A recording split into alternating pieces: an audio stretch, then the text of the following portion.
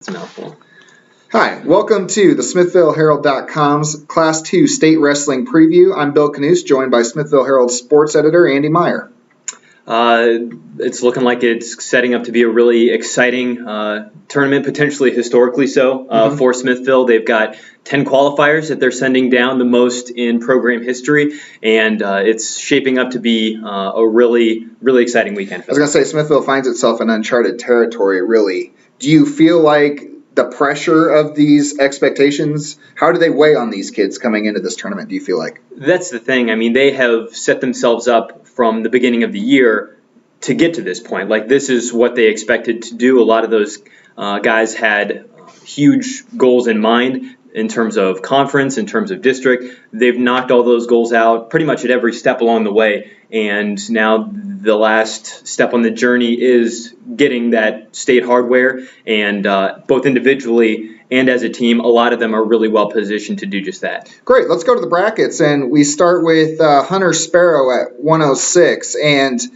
Hunter, you know, what people aren't going to realize, Hunter wrestled at 120 to start this season. Now down at 106, has had some weight issues this year, but seems to be peaking at the right time. They had 3 kids that were right in the mix of sort of around the 113 area to start the year. He was the one that dropped all the way down to 106.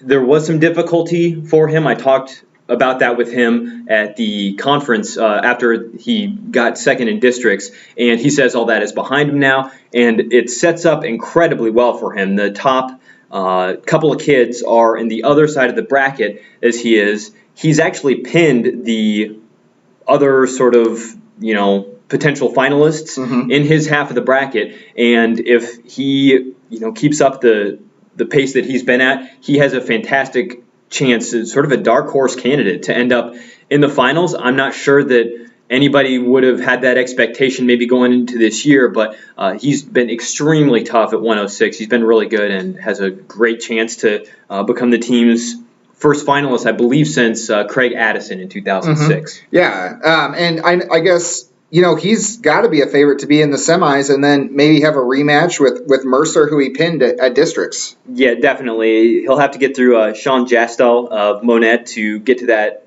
point in the first place, but he's pinned just about anybody ahead of him, not named Dakota Miller or Dayton Miller, who are the 2 toughest kids probably. Then maybe you throw in Drew Ditter of St. Charles West too, but all of them, he won't have to worry about any one of them until the finals. And let's move to 120. You got Brody Lamb, who is ranked number 9 right now. He'll have Hunter Smith in the first round, and a tough draw here for Brody. Definitely, but he's somebody that brings back some returning state experience.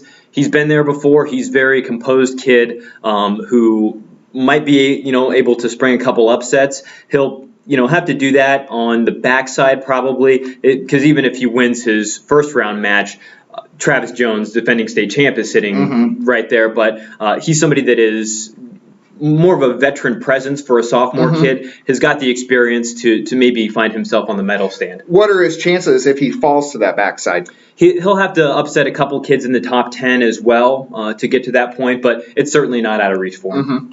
In 138, Jimmy Miglett's been tough all year. I mean, this was a loaded district to start with. Yep. How much does the competition he's wrestled this year going to help in this bracket? He's seen every one of the top qualifiers and essentially all of the potential state finalists, and has wrestled really well against them, losing by decision a couple of times to Hogue from Savannah. But he is the only loss that Josh Ryan of Clinton has this year. He's 40-1, his only loss to Miglett. So he's obviously capable of putting it together, and if he wrestles a complete match in the way he is capable of, he's another one of those could be potential finalist kids for Smithville. I was going to say, we're looking, if he makes it to the semifinal, of a dynamic semifinal. You got either Josh Ryan or Nathan Hogue probably waiting for him there. Yep. A heck of a matchup in that semifinal. It's going to be a great match. It's probably going to come down to a decision and who gets the critical takedown or a reversal or something along those lines in the down the stretch of that match. 145. Dalton Tipton. Dalton is such a great kid. You kind of just feel bad for, some of the bad luck he's had the last couple of years. He draws Van Hoos in the opening round last year, and now number 1 ranked Jake Vitale is on his side. possible semifinal matchup here, you'd have to think. And no worse luck than his freshman year when I think he gets food poisoning from a sandwich right before semifinals. Yeah. So just tough breaks for him. But you knew he was going to have to go through Vitale just to get to, whether it's in the state champion match or the semifinals, but he's going to get him, sooner or later, and it's just going to be in the semifinals. Mm-hmm. Whoever wins that is basically going to be the favorite to go ahead the next day and win, win state. Mm-hmm. But it's still going to be. It should be a terrific match if it gets to that point. And I was looking ahead, and if he doesn't come, if he doesn't spring the upset on Vitale, he's looking at maybe another rematch with Burkhart on the backside. Do you think these two are sick of seeing each other yet? They're obviously very, very familiar with each other. I think they've wrestled 3 or 4 times this year. They wrestled 4 times last year, including at state. Yeah. And Burkhart's just always come up a little bit short against him. Tipton's always had his number, even in close matches. So that's probably one that if it gets to that point, Dalton can feel confident in his abilities. But it would be really fantastic for Dalton to get into the finals this year finally after just some tough luck the last couple of years. And then 152, you have Charlie Neihart, and what a loaded district this was. Tyler McNutt from St. Joseph Benton makes the move up to 160. Charlie's able to squeak in on that backside, and just talk about his chances, probably looking at maybe a bubble match on the backside to medal hit for him. Yeah, that's another kid that dropped down from 160, Charlie is, and has really been tough at 152 the rest of the year. His only losses have been to Colson from Cameron, Evan Young of Odessa, and Brendan Johnson of Excelsior Springs, who are, those are all pretty much surefire medalists. Anything else is fair game. He's sprung a couple upsets at tournaments late in the year, and he's got a pretty good draw actually to get into the semifinals. Mm-hmm. If he gets to that point, Brendan Johnson's going to be waiting for him. But by that point, he would be a medalist, and if he can end up with all state honors, that would be a great tournament. And what did you think the number 1 seeded Rouse Him's thinking too? You win your district and you look and you're like, that's not going to be good. And that's what you see out of District 4 year in and year out. Those kids, whoever ends up taking 4th, a lot of times is going to have a really favorable matchup against somebody that is a good wrestler, but Dalton, Charlie, just like everybody else on Smithville, has seen maybe some of the toughest competition match for match in the state as any team out there. And we go to 170 and Bailey Wilson, and really one of Smithville's best chances at a state champion in a really long time. This kid's really taken his game to another level this year. He's just stepped up and totally hit a new plateau this year and has taken on some of the best kids in the state and handled just about everyone. He suffered his first loss of the 2013 calendar year in the district championship, but if he puts everything together like he's capable, he has a great chance of getting to the finals. And Harold Starkey has been rated number 1 all year long from Bolivar, but it would be a fantastic opportunity for Smithville, again, to get another person in the finals. It looked like he got a really good draw, too. It's hard to ask for any better. The first round is actually going to be a pretty tough match against the Monette kid, but he beat him 3-2, I believe, at a tournament earlier this year. So it's not going to be easy. There's some other tough kids from some good programs waiting for him then in the quarterfinals even, but if he wrestles the way he's capable, he could very well find himself in the finals. And then at 182, you have Matt Ray, who's battled injury, through probably the middle half of the season. Really, it looked like he finally hit his peak again last week. He's looking a lot more comfortable than he has in a few weeks. He still got the shoulder injury is going to be an issue for him. He is putting those excuses essentially behind him is what he seems to be doing, and he's so strong. He's so experienced at this level and has as good a shot of anybody in his half of the bracket of getting to the finals. Matthew Wentz is going to be tough if, potential semifinal matchup, but Matt's got the experience. He knows what it takes down there, and he should be in the mix. And I was going to say, Wentz is not unbeatable. Starkey pinned him earlier this year. He also has losses to a kid Matt could see in the quarterfinals, the kid from Mexico, Turner, and then also lost to the Bartow kid from Odessa as well. So not exactly, he could be the favorite going into that semifinal match. Absolutely, and he's wrestling a much different style, by his own admission, of not pinning as many kids as he normally would have, not being as aggressive, but it's a sort of a mindset and an approach that worked outstandingly for him at districts, and he said it himself. All he has to do is sort of survive and advance, and he could end up in the finals if he's able to keep doing Sure. that. And Bolkin, Jacob Bolkin at 195, he's ranked number 6 coming in, and just kind of talk about his draw.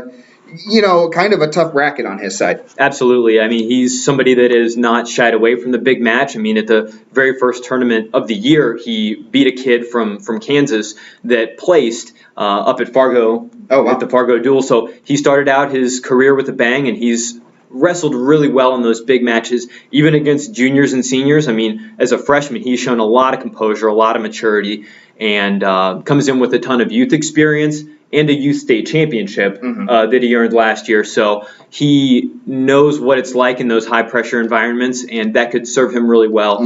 He's going to have to win a big match against Tyler Miller if he hopes to get to the semifinals against Reed Springs, of Reed Springs most likely. But I would bank on him being right there in the position to do just that, and a medal would be a great chance for him.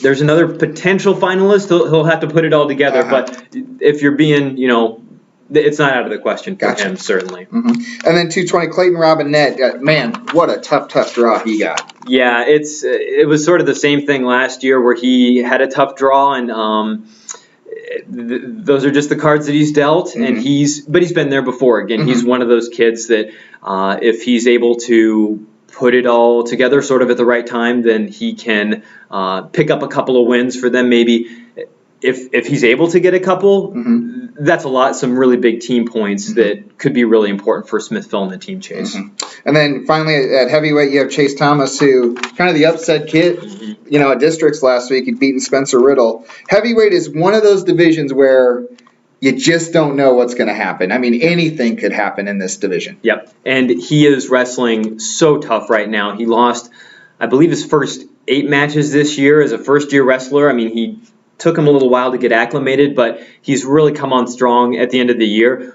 If he can beat Spencer Riddle, he can beat just about anybody else that's going to be there in front of him. So, what top 3 chances here for Smithville? They were second at districts, and are arguably the toughest district in Class 2.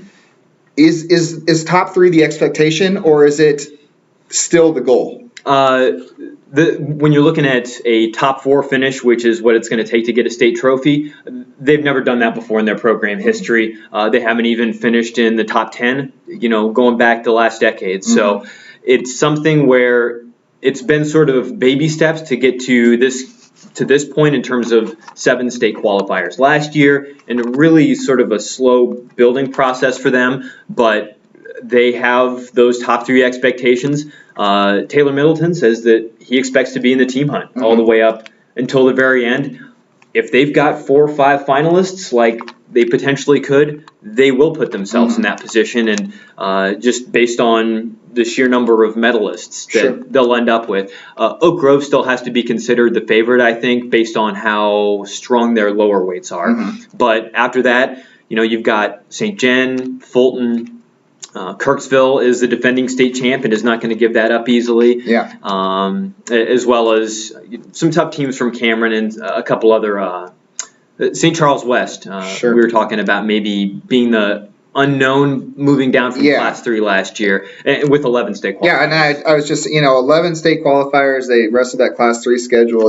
I think they're the true dark horse in this. I mean, you just I don't think you know what to expect yet from a team like them. They're probably the great unknown, and will likely also be in that top 4, top 5 mix for, in the team standings. But it looks like Smithville, if they wrestle to their potential like they have been all year, they're going to be in that in the mix for not only a state trophy, but maybe even a state championship. Great. And why don't you just wrap up and kind of go through the growth this program's shown since Taylor Middleton's took it over? I mean, his first year they have no state qualifiers. Now they're in the hunt for a top 3 finish. It's a lot of the product of the Smithville Youth Wrestling Club. They've talked about that sort of consistently in terms of having a real, a funnel up to the varsity level of bringing in kids with experience that are hardworking, that are talented, and it's been really fun to watch them sort of go through that evolution of a team that was always sort of an afterthought when you look at, Class 2 District 4, and now they have become one of the predominant powers and a team that that deserves to be in that discussion. They put in a lot of time, effort, hard work to get here, and they hope that this weekend is going to be one of the one of the payoffs for them. Great. Well, that concludes our preview. Be sure to check out our state wrestling blog all weekend long if you're not able to make it, or even if you're in the house. That's it for Andy. I'm Bill. We'll see you this weekend.